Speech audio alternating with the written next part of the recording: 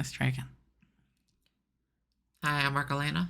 And I'm Josh Lapras. And this is a afterimage race submission, and we'll explain a bit about the run and the game as we get started. All right, let's jump into it. 3, 2, 1. Okay, so we start the RTA run with starting a new game, and we get right into the run. Afterimage is pretty new. I think it was in early access, but it's now officially in April it released. It's a 2D Metroidvania that it's open world and has kind of like some Souls-like elements to it. It's also very action-y compared to a lot of other Metroidvanias. Pretty high APM, at least for the run. There's a lot of cool little tricks, and it has like really, really fun movement. Ammo? So, since the game has only come out recently, there hasn't been that many runners. Lapras and I have been two of the main people sort of developing the run and developing the speedrun.com board. We've gotten a couple of runners. We'd love to show off this game because it's a really fun game to play casually. It's very pretty. It just plays very well. And the speedrun's also very fun. Lots of fun movement and combat to it. Yeah, and like most Souls-inspired games, there's a scripted death very early on, which you see right there. And now we're kind of jumping into the rest of the run here. Yeah, and like I said, it's pretty new, so strategies are still evolving. There's actually a strat coming up a little bit in the first boss that we can actually fight that just lets us skip it. We haven't PB'd yet with the strat, I guess, so we're not showing that off here. But when we do any race, that one will definitely be in. Yeah, there's different strategies and routes to the run. You can take it very risky and don't get any armor, and that makes most of the game a one-shot. Of course, that's faster, but it's very risky. There's some other strats. There's some customization to that. You get some armor and get 2-shot. You can get some other armor, maybe it's mostly a 3-shot. Yeah, it kind of comes down to how much are you willing to risk losing time to dying. Because you can die very easily in this game, even in bosses where, you know, it's not a one-shot. A lot of times things can spiral very easily with positioning. Yeah, and then we've hit a couple of them, these little blue crystals on the floor. That's our due. Coming up to one right here for both of us. That's basically just your money, but you do kind of have to collect them in these crystals, and you use that to buy the armor if you're going for an armor route. So going armorless really saves you a lot of time, so much that maybe 1 or 2 deaths would even still be faster, but it's very easy to get more than 1 or 2 deaths if you go that route. Yeah, current record is armorless, but it does lose about a minute to a death, so... Yeah, I don't think there's been an armorless, deathless run yet, as far as we've known. It is a pretty challenging game. A lot of the bosses, like, you know, they're kind of that Souls-inspired type of difficulty. They're not totally free.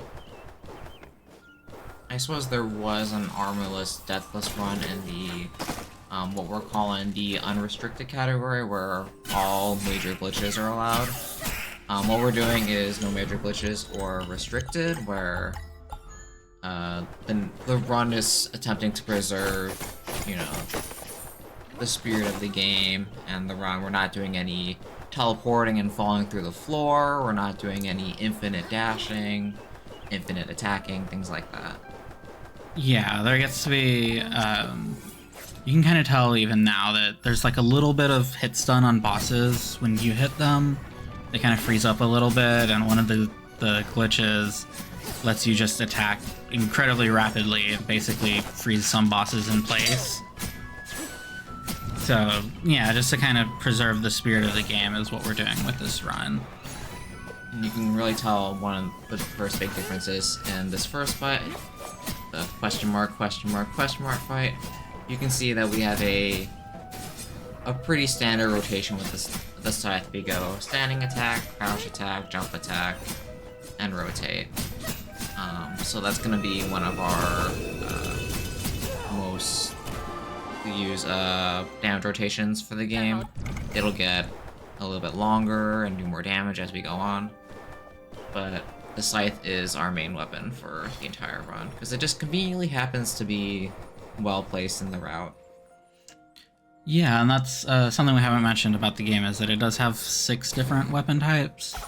There's the regular sword, and then there's dual blades, and then there's katana, and then there's greatsword, and then there's also scythe and whip. And we use a little bit of the sword in the very beginning, and then after that, it's pretty much all scythe. Up until the very end, you have the option to use the dual blades if you want, but they're like a bit weaker than the best scythe that we have. But dual blades kind of are probably the best weapon casually. They do a lot of damage, but I think because of that, they're in very inconvenient places, or they're late in biomes, so they're not super usable in the speedrun. The one that we do get is only because it's dropped by a required boss. So we're coming into a pretty difficult navigation section. There's a lot of these fireballs that they hit you, they'll void you out and send you back. There's a bunch of enemies that we have to dodge in and around of. Probably one of the trickier movement parts of the run, but it's also early, so we've gotten a lot of experience with it, so... Yeah, and that's one of the things that I really love about this game, is that it has these very precise, they're not super precise, but you can get very precise with them to save a lot of time. Movement sections in between the bosses, you know, there's not a lot of downtime. There's a lot of optimization, and for both types of play, you know, your combat and your movement. And this is just the first one of those, resting path. Here you see us go out of the way to grab another scythe, because there are those 6 weapons, but there's also different tiers of each. The first one you get is like the wooden, and then bronze, and then etc. Different classes, some unique ones with different skills and stuff. But usually changing your weapon is pretty much the best way to get more damage in this game. The tiers are pretty big differences. So even though it is kind of out of the way, you'll see us go do what we have to get a new weapon, because it'll just save you that much time in the end. Yeah, leveling up doesn't really add much damage. I think it's like 1 damage maybe. You do get talent points for a skill tree, which can add a little bit of damage, but it really is just mostly changing a weapon. I think from wooden scythe to bronze scythe, we go from like 8 to 30. Something like that, yeah. And there's also bombs you can use to upgrade your weapons. You can go up to +3 on each weapon, all from the same item. And normally we'll go to some will do +1, some will leave at +0, just because bombs are, you know, we have to find those too, and some of them take too much time to where it's not worth upgrading. But some of them they are. And if you get the +3, it is like another decent jump, especially early on. But later on, it's not as big of a difference. Up here, we're just wrapping up this mini boss that lets us slide kick. You can see just right there on Lapras's screen. On that second archer enemy, you can send just far enough where it can't hit you. And it's really just smacking them until they die. Yeah. And here, we're dropping back down down that elevator to grab a bronze sword, or bronze greatsword for some movement tech. In our more recent PB attempts, we have stopped doing this because it is slower, but it does make the movement tech comfier. But uh, optimizing, you know, those little seconds here and there. There's a lot of customization, optimization for player comfortability. Yeah, and part of that is, you know, the different types of armor routes that you can do depending on how comfortable you are with the boss fights. And honestly, navigation's probably more dangerous than the boss fights, if not just as much so. You saw on Elena's screen right there the movement tech, where if you attack in air, you'll get kind of a hop, and you can use this to reach sort of unintended places. I believe the hop is an intentional mechanic, so it's hard to say. It's hard to call it unintended when you're using a mechanic that is intentional to get there. Yeah, early in the game, we don't see the tooltip because we go past the area where the tooltip is supposed to show up, but it's like, attack while jumping to hover. So... Yeah, and here we're in another section. This is Field of Geo. It's another platforming navigation. A lot of this game has, you know, very inconvenient placed enemies for a speed run. So we have to figure out ways to, okay, do we need to get this enemy's aggro so they come towards us? Do we need to avoid this enemy so they stay far away? And we can jump onto the platform so they don't block us off, because if we get hit, we're going to get knocked off and maybe fall down. And there's a lot of micro decision, precision type of platforming in this that is really interesting and very fun to optimize. And on Elena's screen, we're coming up to one of those sections where this is the entire reason we got that bronze greatsword, because we're about to use it to basically float for longer in the air than we were supposed to, so that we can grab this blackwood blade here. And that's going to be the strongest weapon that we have for this upcoming boss, because it's kind of expected that you would have double jump here at this point, but we're going to use it to kill the boss that gives us double jump. So it's basically like an entire tier above what our other weapons would be. Yeah, and that little hover extended jump is doable with both the sword and the scythe. They're just much tighter. Yeah. Oh, here's something you can see on my screen as another slight movement optimization is horizontal movement is generally your fastest form of movement in this game. You want to constantly be sliding. And when you slide off a slope, you actually get some air and you have to fall back down, and it's slower. So when we go down slopes, we actually want to slide kick out them. Yeah, slide kick will keep you on the floor. And once we get double jump, we'll have access to dive kick, which opens up more movement options. And there's also been some movement tech that we found out about recently, where you can mix up slide and your regular dash to kind of cancel the end lag of each other to go even faster. So here is the boss fight. It's mostly scripted if you get all the attacks correct, timing of them. Sometimes the katana does have some inherent crits, so that causes some lag that can throw off some timing. But in the second phase, he throws out these deflectable feathers, so you can get close to him and hit him with the double slash and also deflect him at the same time. Yeah, Loss is actually one of my favorite fights, personally.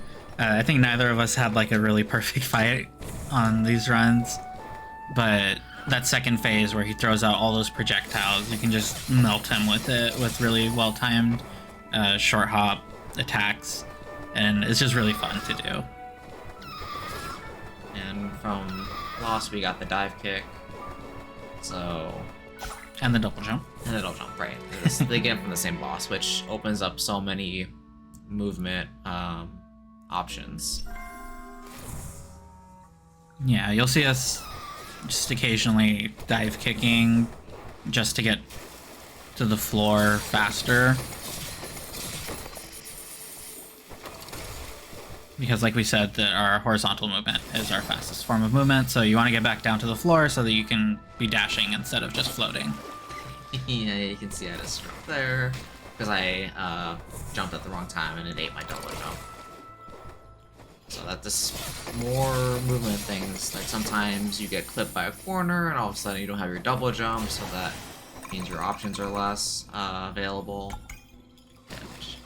And now the platforming game really begins. Yeah, the movement it's tricky in this game. There's you have to treat it well to get the most out of it. You can very easily mess up and lose a bunch of time trying to save something. And right now we're going back to Resting Town, which was that first town that we were in, to pick up a level 3 bomb for a weapon that we're going to get later. And then we're also buying a bunch of armor. This is the main time save in this route, but it's also, you know, the safer way to play this game. Yeah, every navigation section should be at least a 2-hit. For a while it's going to be a 3-hit, so this makes it much safer than, say, Armless, because Armless, after this point, is, for the most part, a one-shot. There are some sections where you can take an extra hit.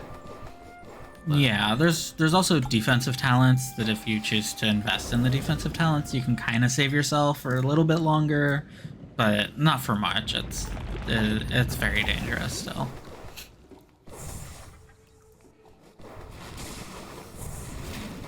And yeah, in this area that Elena's in now, that I'm going back to, this one's the columns, it's the water area. You have sharks and water birds and stuff, but we don't really do much in there other than go back, because you can only travel back through the big trees that we rest at.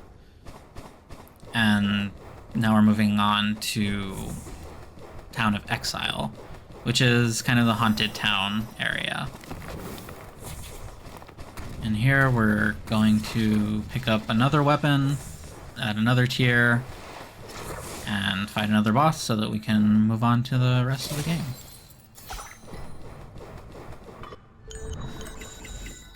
This section that Elena just went through is one of the trickier ones. There's a lot of aggressive enemies, and some of them can teleport and land right on top of you. A lot of the times we'll be taking enemies up with us on this elevator and just kind of bouncing on their heads because there is a pogo mechanic, and that'll just keep us safe. Oh, I think I'm doing it right here.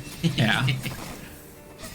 So here we're fighting Os, who has this mechanic where you need to hit her a certain number of times at 1 damage to stun her, and then you can actually start doing damage to her. And she summons ads sometimes. She's got a lot of projectiles. She does that column attack. And her attack rotation can be quite unfortunate at times. There's a lot of RNG in this boss, unlike the Lost fight where it was mostly predictable. Mm-hmm. Here, Lost, you just have to adjust and dodge and... Yeah, this is probably the most, what's the word, RNG influenced fight in the entire run, where, especially if you're trying to play armorless, and if you can get one shot, sometimes you can just get cornered and there goes your run. But we're not in that position, so, you know, and good thing because we took a couple hits. You might have noticed in both our fights that now that we have the double jump, our damage rotation is now standing attack, crouch attack, jump attack, jump attack. And then if you dive kick right after the second jump attack, you can get back to the ground faster and speed up rotation even more. Yeah, it's not the most button heavy, but it's enough to keep it very interesting. You have to be really engaged in combat to keep that rotation up without whiffing something. Oftentimes the scythe will just, the animation will whiff through and not hit the enemy. We think it's caused by jumping too early, but we're not entirely sure. Yeah, and if you probably didn't see, but at the end of the Os fight we picked up a whistle, so that we can move on to the open world with our Manta friend here, after killing this crystal wolf. Wait. Wee. So there is an overworld to this game. Don't look at the map, it doesn't make any sense. I don't know why this island over here connects to that lighthouse. It's a little freeform, a little open to interpretation. But we do have to go into this little island really quick to open a gate so that we can get to the other side of the overworld. Still neck and neck. We're gonna be neck and neck for a good half of the run. I think our PBs are like 15 seconds with each other. Actually, my PB is 2 seconds ahead of you. I just never submitted it because it's on a different route. And we wanted to show these two runs on the same route next to each other so we can see them neck and neck for most of the run. Yeah, and here we just picked up another glyph, which is what we use to heal. That's basically your Estus, to put it in Dark Souls terms. They get restored when you rest at trees. They don't do much for us because they get buffed by your accessories and your sub-weapon, and there's just not very many of those that are in convenient places in the route, so our healing mostly comes from potions. Also, the glyphs are pretty slow, so it's hard to use them in fights. And sometimes in navigation, you'll use the glyph if you need to save your potions, but you do need to stop to use them. Yeah. And now, because it's an open world game, we can come to basically the endgame section, which is the Holy Grounds. And we can't complete this section yet, but the reason we come here now is because we can pick up a weapon here, which is going to be the Iron Scythe, as you'll see in a second. And that's going to be basically our endgame weapon. We need to come back here anyway, so we can grab the teleporter and not really lose any time for doing that. It does make it, you know, it's obviously more dangerous to come here sooner than later. In Armorless, honestly, it's not much more dangerous at any time. But, yeah, in this route, it's a little sketchy here. I think we get 2 shot, so it is a pretty heavy reset point. Nicer lately with this new strat where we can pogo off the flies to skip a bunch of sections. But as you can see on my screen, that fly was not cooperating, and sometimes you just hit the ceiling and then you get stuck and then you hit the fly and it kills you. So it's still a pretty scary section. Yeah. Yeah, and sometimes these guys will try to teleport on top of you, and sometimes they'll back up right when you're trying to dash past them. And yeah, no iframes on dash in this game, if you haven't noticed. There is an iframe dash that you can get from a boss, but it's very late game. So you have to maneuver around everything. You can't really go through anything. Yeah, that boss is an optional boss too, for the any percent. So now we're just navigating through the Holy Ground section of the Holy Grounds and not the forest. Grabbing some potions, and then we're gonna grab the teleporter and do a little bit of leveling. As you'll see coming up in a bit, and you might have seen before, there's these blue lightish things called echoes that we can interact with that give us experience. Because this is such a high level area, these give a lot, and I think we just gained 4 levels there. Yeah, it's definitely the best way to level up in this game. Enemies have, I think, a 1 level cap on experience. Even then, they don't give too much, even for way higher levels areas. So really, echoes are going to be the main way of leveling up. And in some routes, the way some people play is they don't even go for these at all. But I think for us, we do like leveling up for a little bit more HP, and also to give us access to certain skills. At level 20, we'll unlock like a spin skill for the scythe that does a lot of damage. I think it saves us time in the long run, but I guess it's kind of debatable. If you don't feel like it's worth it, a lot of people do skip it. I am struggling here. Yeah, it's a tricky section. It's a very tricky section. A tight movement of enemies that 2-shot you and have projectiles.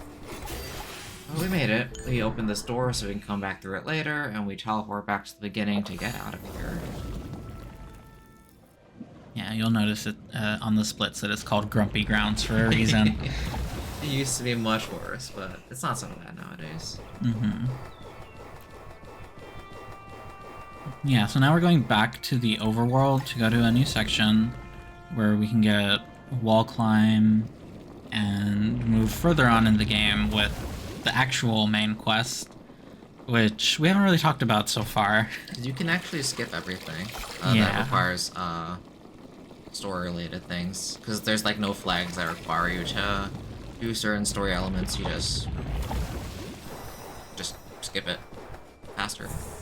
But basically the story or the objective of this game is our mentor mage was killed at the beginning, and then her soul was taken because in this world, when people die, their souls can still like be put into a body so they come back to life. So we're chasing after this girl who we saw take our mentor's soul. We're chasing after her. Yeah, basically to kind of just figure out what's going on. And if you play the game, you might not figure out what's going on even when you're done. But if you play through all the endings, it'll start to make more sense. I think it's a really neat story. It's a lot of people say it might be confusing, but I think it's pretty good. So here we're in Whispering Woods. This is a much easier section to get through danger-wise, because it's around level 40 as opposed to the 60 of Holy Grounds. But there's a lot of enemies and navigation. We're picking up some of this money to upgrade our weapons. So it's not free. None of this game is really free. It's a pretty intense 40 minutes with very little downtime. Yeah, I think the overworld sections with Wii are probably about as comfy as it gets. And that's only for 15-20 seconds if you're lucky, or unlucky. But yeah, we will be coming up on another boss here in a second that's called Failure, and this one is going to give us the wall climb ability. And we need the wall climb ability to open a portal to keep chasing this person who took our Master Soul and figure out where this all goes in the end. So Failure has two types of projectiles, one that you can deflect and one that you can't. And then after you phased it, it'll zip around, and you can see where it's going to go beforehand. On this route, it's not too bad because we can take a few hits, but this can be a trickier fight depending on how much armor you get or don't get. Because Armless, I believe, is a one-shot? I think so. Yeah, and sometimes it's just hard to tell where those zippies are gonna end up. And if there's a total safe spot, or if you're gonna have to move in between them and avoid them somewhere. Affirmative. That's it up. It's also a floaty boss, so you can't use like the typical damage combo that we like doing. Oh, we took a teleporter, and we are in a completely different spot now. And we're actually coming up to another boss. So this is a pretty difficult marathon section of the run. Especially because if you die, you go very far back and run's pretty much over.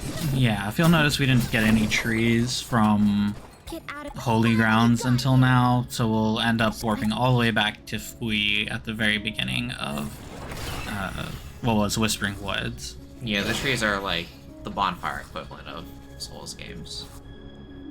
And, wow, it's the girl we've been chasing. She actually turns into this devil boss that we gotta fight now. Yeah, and it's not the most complicated boss, but it can get tricky. When she teleports, she has a hitbox that, you know, sometimes you can't get far enough away from, and how quick it is. And then she does this crystal rain that is random, and sometimes you kind of just get a wall of rain, and it's very hard to dodge. But we do make it through here okay, almost exactly at the same time. and then she kills us. And she does actually kill us. In this game, our character is able to come back to life because when people die, souls go into what is called the stream of souls, and our character has the ability to come back out. So we got sent to another tree. And we never went to. Yes. So we're coming through another pretty long platforming, enemy dodging navigation section. This is another fun one because you get to ground pound a lot after every jump. Flappers likes to ground pound a lot. Yeah, it's fun. I really, really love the movement in this game. I think that's probably the #1 reason why I enjoy playing it so much. You just get to double jump and ground pound and dash and double jump and ground pound and dash and so much little pieces of time save everywhere. But yeah, we're dodging bees, we're dodging rabbits, we're dodging blowfish, we're dodging centipedes, and snails? Crabs. Yeah. Maybe crabs, yeah. And this is, we're coming into like this nice beach section, which looks lovely. This entire game looks beautiful, but it's very dangerous. Oh no, I forgot this was my run. Yeah, Elena's having a tough time there. That jump can be a little tricky sometimes. I don't know why I was having so much trouble. I do it first try there. And if you take too long, the blowfish chases after you or shoots some bubbles. And the bubbles kind of lock onto you. It's, you gotta be ready to dodge them in that section. Yeah, and these blue flying rabbits on my screen are probably the most hated enemy. They shoot projectiles and then they run at you very fast. And this game has contact damage that is just as much as attacks. So it's scary. There's so many of them to dodge here, and sometimes they'll even chase you into the boss room here. Which, speaking of the boss, this is Runic Guardian, which is... I got hit there, but it's the easiest boss in the game. It's the only boss fight that could maybe be considered comfy.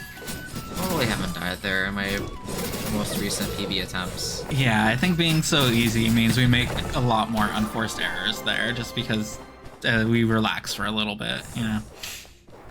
But it is very simple. If everything goes well, you shouldn't get hit, and you can take it out very quickly.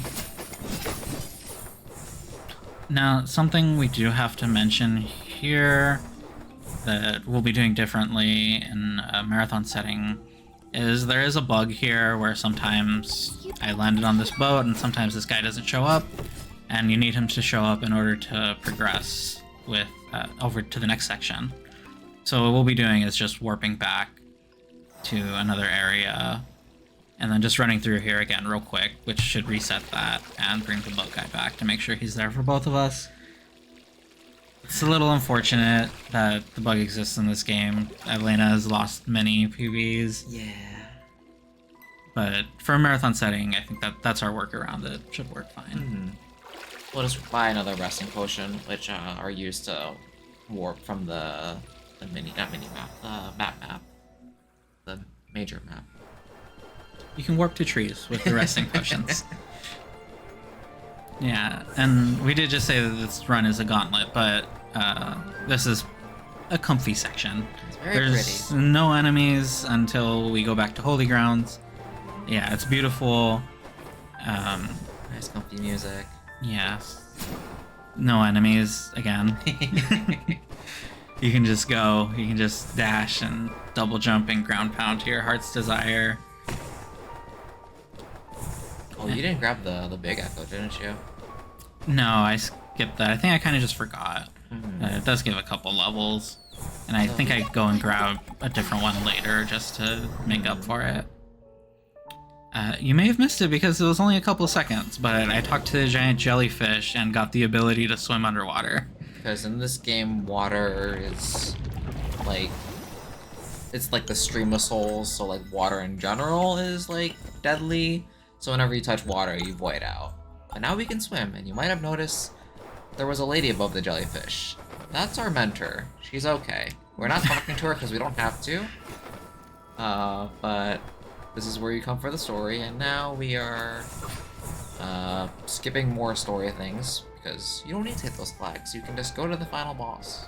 But first, we have to do one of the trickier, if not trickiest, fights in the run.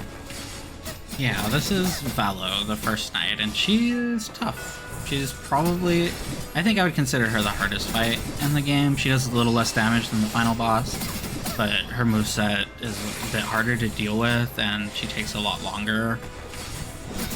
As you can see, she's doing attacks, and then sometimes she'll flash with light, and she'll do like a supercharged version of her attacks, which will have beams of light, or waves, or giant slashes. And once you get through the first phase, she powers up, and all of her attacks are these super form, and you do very little damage to her, but she does take damage over time, so you kind of just have to wait that out and deal as much damage as you can without getting hit and dying. This is very easy to lose a run if you're playing armorless against Valo, but it's very fun. I think it's honestly my favorite fight in the game. Another indication of how intense the run is, we haven't really had a chance to explain how our damage rotation has changed. It's been a while since we got Rondo, which is the side spin attack. So we go standing attack, crouch attack, Rondo, and then before it was jump attack, but after Runic Guardian, you might have noticed we got a dual blades called Guardian Swords, and we can actually follow up Rondo with this sort of uppercut with the dual blades, which does decent damage, but more importantly, it also is a very good positioning tool at the end of your combo. Because a lot of the bosses just so happen to give us just a nice opening that we can like hop over them and reposition ourselves. Yeah, it's an excellent tool for both damage and positioning. You'll see me, both of us use it just all the time after every Rondo. Yeah, that's the Valo fight on my end.